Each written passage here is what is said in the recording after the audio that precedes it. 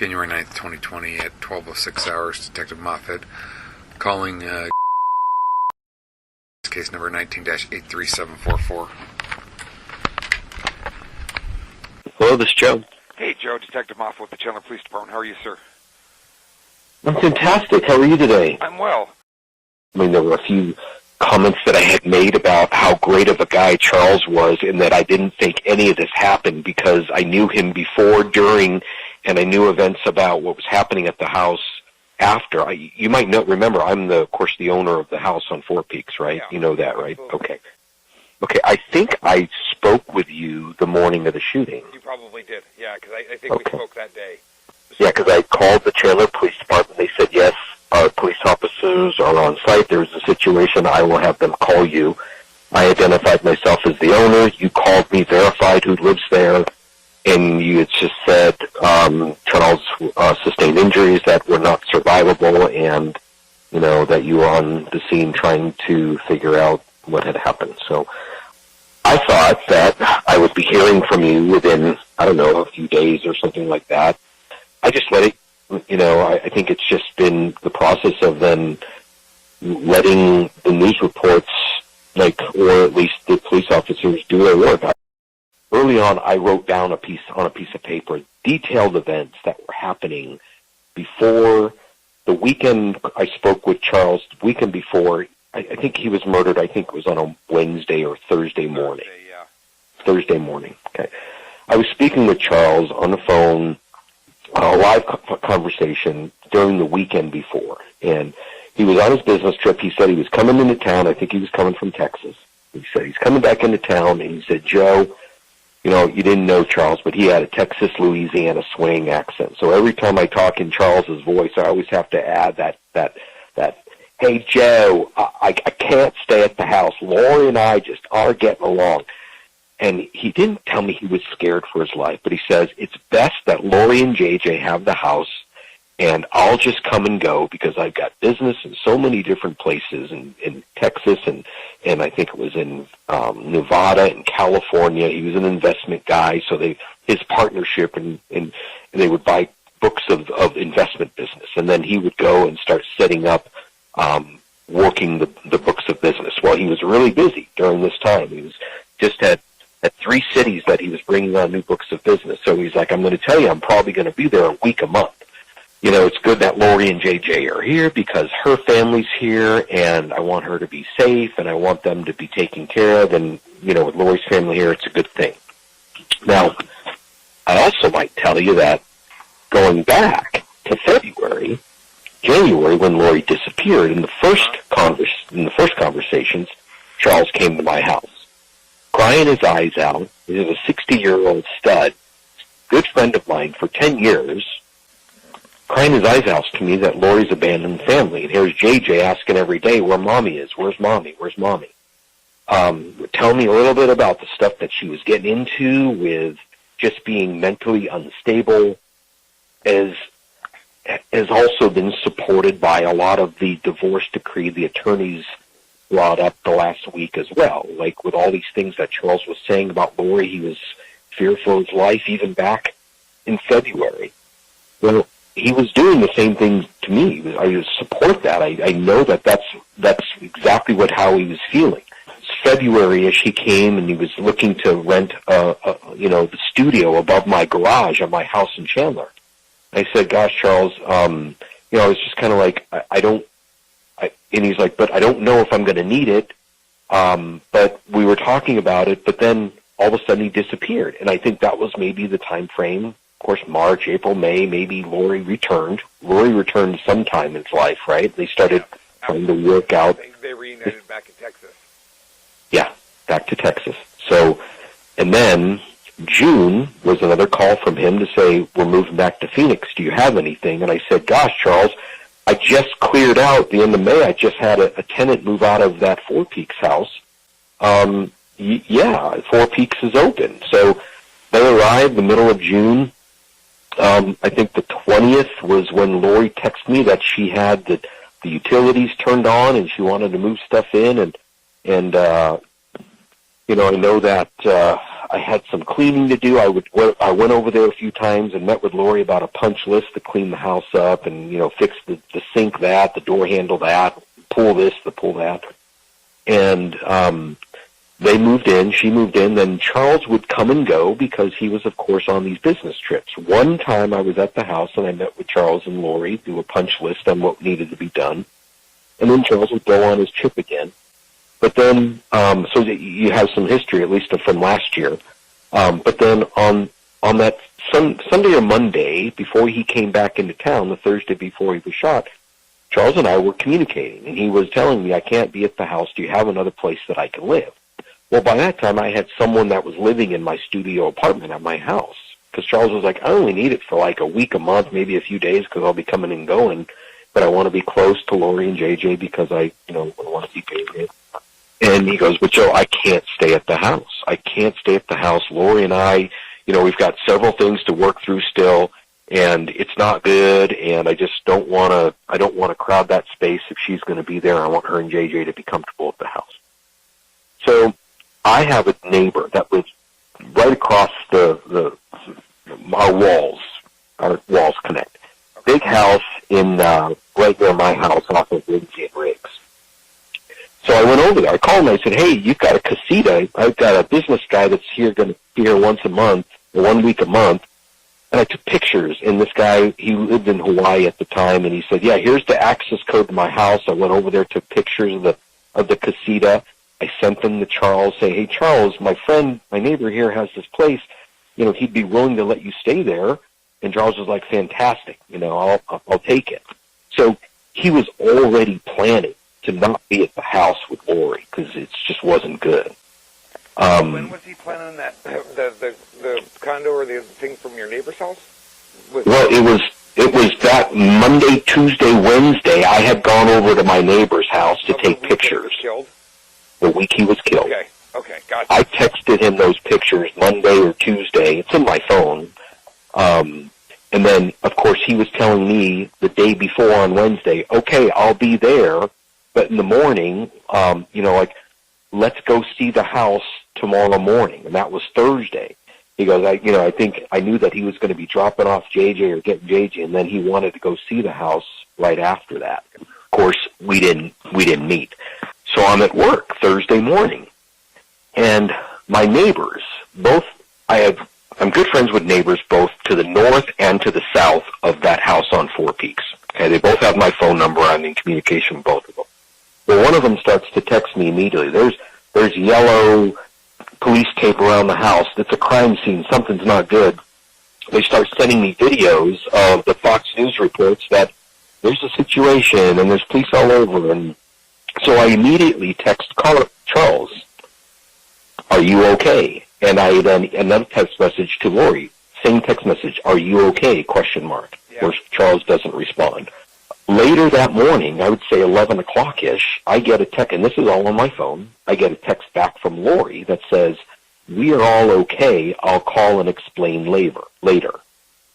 And I'm like, okay, well, like, I don't even know that I spoke to you at that point, because I remember when you called me, you told me that Charles sustained injuries that were not survivable. Like he was shot and he didn't survive his injuries. Yeah. So I don't know if I knew that yet or if I just, Lori was telling me we're all okay, I'll explain later. Like, I don't know that a text message that we're all okay is, like, I just don't understand. Like, but regardless, then, like, that afternoon, I think the next day I went to my neighbor's house, this neighbor's to the south, and they're, like, telling me, Joe, like, we don't even get what's going on there because this guy, the shooter, because they've seen him come and go, had the same gray truck that Charles had, the Ford F-150. Yeah, his was white, but yes. Yeah, well, it was sitting in the driveway for like the next 3, 4, 5 days, and the neighbors were just up in arms, like, there is a killer living in the house next to us that's not supposed to be there. Joe, you got to get this guy out of here. Like, our whole neighborhood is on eggshells. So, and he's telling me, I don't know what's going on at the house, but Thursday afternoon, the day of the murder, they're having a pool party at the house, at Lori's house. There's loud music, there's lots of people, there's kids making noise, there's swimming. It's a pool party. And they're like, wait a second, like someone was just murdered there this morning. I don't know how you guys puzzle these pieces together, but just how crazy the events are that had happened before, supporting all the stuff that's coming out in the last several months about the fact that, yeah, from February, Charles was fearful, and then the day before, showing him an apartment and another place to live because he knew he couldn't stay at the house. Alex had been at the house for several days before and after the shooter, Alex, her brother. Yeah.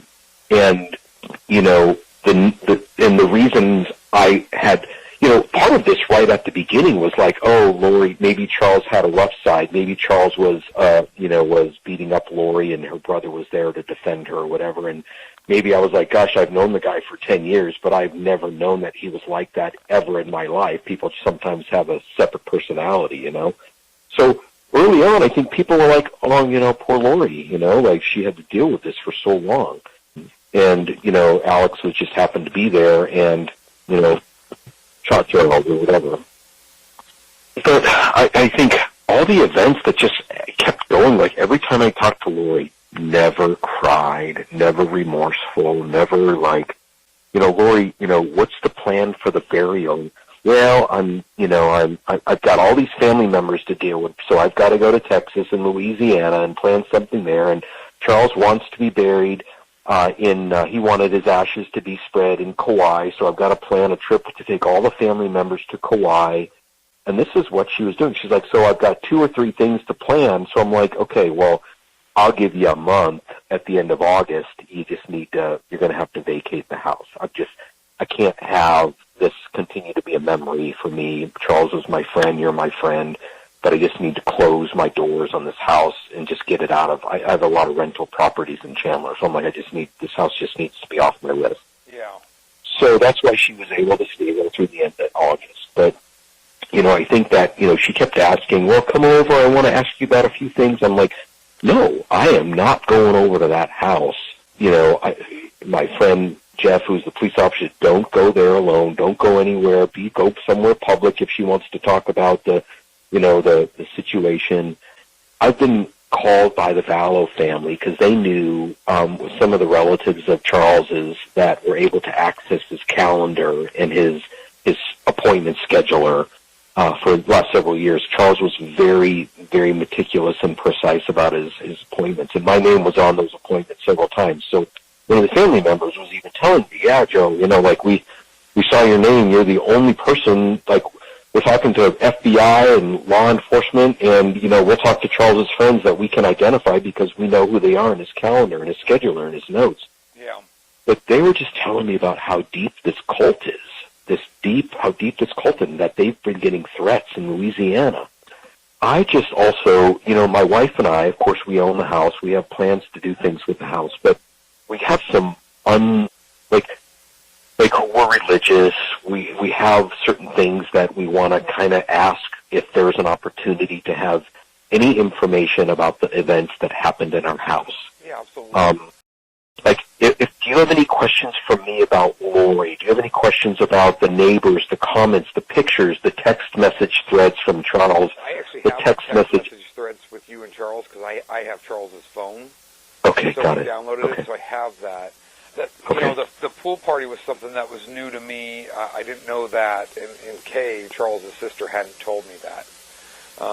So did you?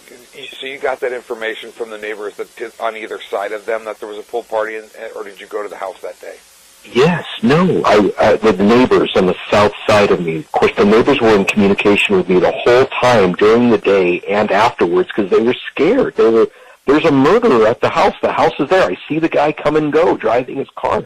So I had gone over there, and they had said, why was there a pool party there? And I'm like, what do you mean? Loud music? Swimming? Lots of people swimming in the backyard? You could hear kids playing, swimming. I'm like, I don't know.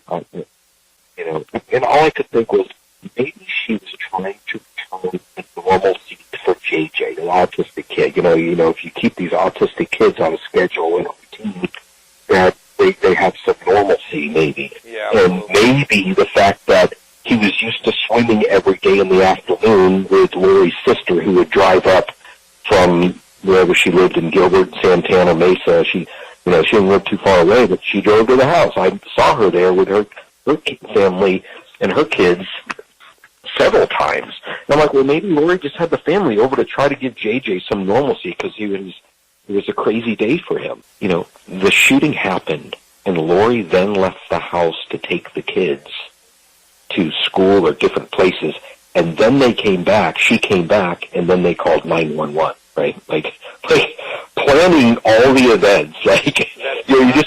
That's not actually what happened.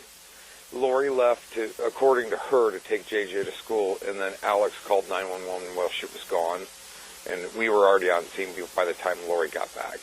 I do believe there was some delay on Alex's part of calling 911. I don't think he called right away, but the 911 had been called, and we were already on scene by the time Lori got back. Yeah. And, I'm not a person to say the speculation of, oh, well, they were planning the crime scene, they were doing this. You guys, that's your how the story unfolds, how everything. I mean, you hear things. You'll get Lori back for more questioning. Alex's murder is another whole twist in the complete circus of a story. But here's so here's my thing about it. I was crazy about the fact that here's my friend Charles, which was a sweet, generous family man. We were so good friends. Charles and Lori had rented a house from me years when they first moved here from Texas. They lived in Shadow Ridge, which is like at Lindsay and Riggs. It's another home where I have a rental house. Charles and Lori rented a house from me from there for 5 years. When they both moved here from Texas, years and years ago. So for 5 years, Charles and I were across the street from each other. He'd come over, I'd go over, and even when they left to move to Hawaii, he left all his furniture, all his TVs, almost was going to give me a car and just say, Joe, here, just take it because we were moving, and you can, you keep it at the house, use it as a rental or whatever. That's how generous, Charles was with things. It wasn't like he was pay me $5,000 and you can have this stuff. He's here, just have it, right? Wow. Well, years later, Charles and I are maintaining friendships while they're in Hawaii, and we're here, and we're talking about doing a house swap. Hey, Charles, you come here with your family, stay in Chandler, so you can visit your Chandler family with Lori, and I'll go to Hawaii and stay in your house in Princeville. And we were, for 2 summers, we were trying to set that up. Then finally, one year, we went there. Yeah. We went to Princeville, and we had a barbecue with the Vallows, JJ, Tylee, Lori, Charles, at their house in the golf course. Charles, just carrying my dog, they live on the top of this house, and the beach was on this really steep hill to go down a hill, and he would carry my kids down the hill. Just like this guy that has everything about family and just being generous and everything. Of course, when they came back, I was the first person that he was looking to get a house to rent, So that was the communication that you were seeing with Charles and I, where even 7:49 the night before he was shot, his last text message to me, okay, I'll see you tomorrow morning. I'll call you when I'm done. And I guess my assumption was that was after I dropped JJ off at school, I'll be back and we'll go look at that house to rent. Not too many people knew about the fact that, of course, I went to my neighbor's house and they were telling me these things, and the pool party and the things that were happening, and then Alex still being at the house several days before and several days after this happened. In the house, I don't want to do any. I don't want to. If a homeowner has the right to, there's no police report out on what happened other than what you guys released to the news, and I think that's what's out, right? I don't know if there's more. I don't know if I have the ability to go to records at Chandler and say, hey, it's my house. Do I have the ability to receive any additional information so I can either clean the house where it needs to be cleaned, or if I can, do some type of closing so that I can, be able to go into the house. I don't know where the things happened. I don't know where his body was. I don't know where the gunshots were, if I need to look for, other gunshot damage anywhere. I've been there several times. Okay. I've been there several times because I have the house for sale. But, of course, that was the reason that I didn't want the house in the first place, because I don't want to go there. It's just a terrible feeling even being in the neighborhood. So I kind of don't want to know about any more things that happen in the house, but I just want to know that if there's any more information that you might have or need from me, like even the text message threads from Lori that we were talking about through the days before and after, like the days after, where I'm like, whose red SUV is that? Whose gray truck is that? She's like, oh, the red SUV was Charles's rental car, and the truck is her brother's, and it's still out front, still sitting there. The neighbors were sending me pictures of it, like, why is this truck still here? But I don't know if that's anything as useful information other than, just connecting with you and just saying, I'm selling the house, someone else will be in there. I don't know that you would need any more information there, but you guys certainly... Because you clearly saw the piece of flooring that we cut out in the living room? Or did Lori already have it fixed? The piece of flooring that you cut out? Yeah, we cut out a piece of flooring in the living room. We actually no idea. Sawzall, and so Lori must have already had that fixed. Oh, geez. No idea, sir. No idea where that was or when that... Because there was extra flooring in the garage. Okay, so she must have fixed that. And then we cut out a piece of the trim board also. That was on the east wall of the living room. We cut that out also. So she must. You say the living room. There was a family room where the TV was by the kitchen. The front door, the yes. big wood floor that was open. I think she had some mirrors on the wall. If you were when you walk in the front door to the right, and then when you walk in the front door straight ahead of you, you're looking at the windows that go out to the pool area and the backyard. Yes. So right there, kind of as you walked in the front door, on that far wall underneath the windows, we cut out a piece of trim board too. So I'm guessing she probably had fixed that also. So that isn't something that you even okay, saw. There was a very grotesque repair there, like almost like she put some wood there and then took caulking and just made it. And I was like, what the heck is that? I had no idea that happened. Yeah. Okay, so that was from Lori replacing things that you guys took out. That we took out, yeah. So she must have replaced. It was only it was like a single plank that we cut out, and it was probably, I'm going to guess, if my memory serves me correctly, 14 to 16 inches long. So I was going to say 12, 15 inches. Yes, exactly. Yeah. So she probably replaced that plank. Obviously, the incident happened in the living room there. So. We were everybody's statements when we investigated this added up. There was 3 people in the house, obviously, according to everybody in the house at the time of the shooting. So their statements all kind of match, but it just didn't sit right with us. So we've been investigating it ever since, and had a case open, and we were waiting for DNA and fingerprints on the bat that was inside the house and a bunch of other stuff. And then clearly, everything kind of goes wacky as soon as all these other events start unfolding, and the shooting in Gilbert, and then her new husband's wife dying in Idaho, and then the kids being missing, and so everything goes just wacky. Basically, after she leaves your house in August, did she move out right at the end of August? Text message from her says that they're out August 31st. They're all done and they're gone. And I had done some emails like, well, good luck to you. And like, where are you going? I asked her because are you going to Texas? And then she never replied after that. So, August 31st was the last day that she was here in our house. Joe, what's your email address? I'm sending you an email real quick. Okay. It has my desk number and stuff on it, and then. If you could, from like the day of the incident on, do you know how to screenshot and email the screenshots? I think so. Okay. Yeah. If not, let me know and we could have somebody do it. But if you know how to screenshot and email the screenshots, I'd be interested for your text communication with Lori, basically on the day of the incident until you kind of cut off until your last communication. Yeah. Okay. So, and that's just kind of more the historical and kind of what's going on in her world type thing Sure. that I'd be Sure. interested in. Sure. Did you guys, the gun that was used, was that Lori's, Charles's, was it Alex's? It was Alex's. See, why the hell did he have a gun at the house? He wasn't even supposed to be at the house. We have a crime-free addendum lease, too. Like, I didn't know that someone with a record, like, that was completely out of... The media has some of this screwed up. He was legally and lawfully able to carry a firearm. His rights were the exact same as yours and mine.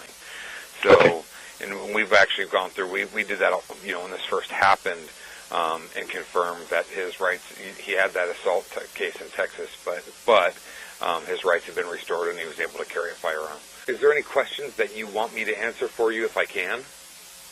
I think my wife, she was just kind of curious about if we were going to have the house blessed or do something with a priest at the house to kind of like just get the demons out of the house. She was like, where do we go? What do we do? And if I told her it's the front room, that makes sense that the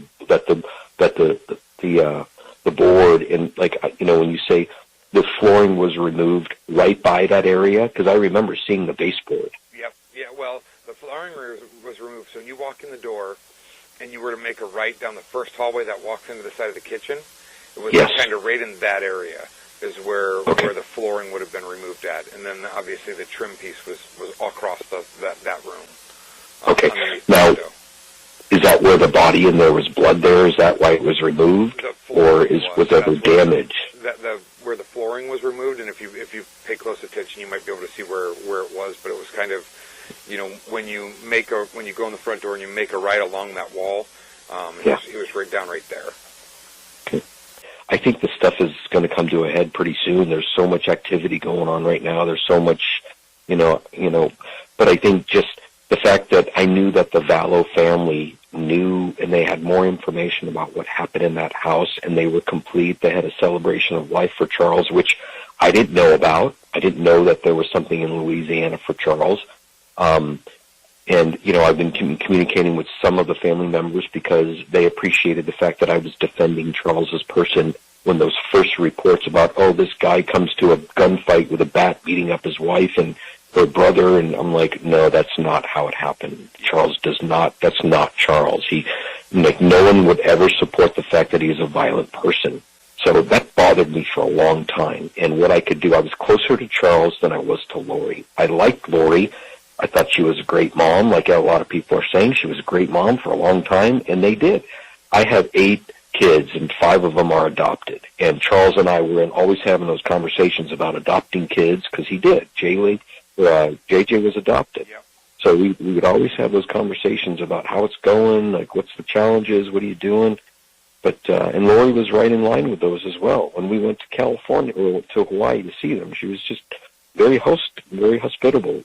So I can't say that it's a long history. It's just been a couple of years, like everyone else says. She's gone off the wagon. So, well, let me see how I can figure out if I can send the thread of the text messages of Lori and just get anything to you so that you have that for your record. But and then I don't know, the neighbors that are at the house, man, they had their eyes and ears peeled of events that were happening. And some of those comments are directly from them that, Joe, why was there a pool party at the house? I'm like, what are you talking about? Yeah. Right. And as a homeowner, are we able to receive any other additional information on the report of the house, or is that all closed until this is all figured out and done? And so I'll share with you, it is my opinion, and obviously with Alex's death it's going to be harder to prove, but it's my opinion that they set Charles up for some sort of encounter. So I don't think it was, and I haven't thought that it was exactly as they say since this started. But it's a matter of us trying to prove it, and that's what we've been working on. Understood. So we are keeping this open, and if and when more information gets developed. I've been actively working this case with the FBI, with Gilbert PD, with the Pocatello FBI out of Idaho, the Idaho The two different agencies in Idaho. There's a sheriff's department, and then there's Rexburg, Idaho. So, I mean, on a daily basis, we're doing stuff with this case. So I'm keeping it open for now, in case I'm able to come up with criminal charges on Lori. So, but once that's closed, then you can request a copy of the report and get